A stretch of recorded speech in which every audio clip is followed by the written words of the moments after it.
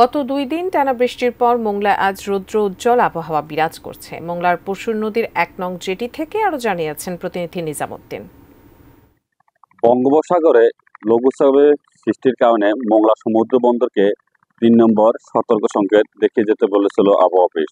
তবে এই সতর্ক সংকেত যখন চলছিল, ঠিক এই দুদিন ধরে মোংলা সহ সুন্দরবন উপকূলীয় এলাকায় প্রচণ্ড আকারে বৃষ্টি এবং বাতাস বয়ে গেছিল।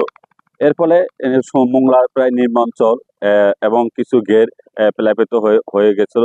৩ নম্বর সংকেত প্রত্যাহারের পর থেকে আজ সকাল থেকেই মোংলা এবং সুন্দরবন উপকূলীয় এলাকায় রৌদ্রোজ্জ্বল আবহাওয়া বিরাজ করছে। জনজীবন স্বাভাবিক হয়ে উঠছে।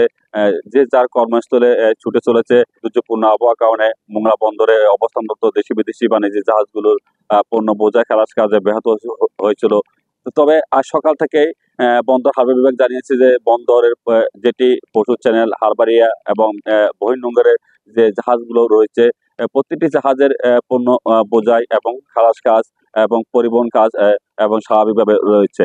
তবে মোংলা এখন রৌদ্রোজ্জ্বল আবহাওয়া বিরাজ করছে এবং মোংলা আবহাওয়া এখন খুবই স্বাভাবিক রয়েছে। এ ছিল মোংলার পশুর নদীর পাড় থেকে আবহাওয়ার সর্বশেষ অবস্থা।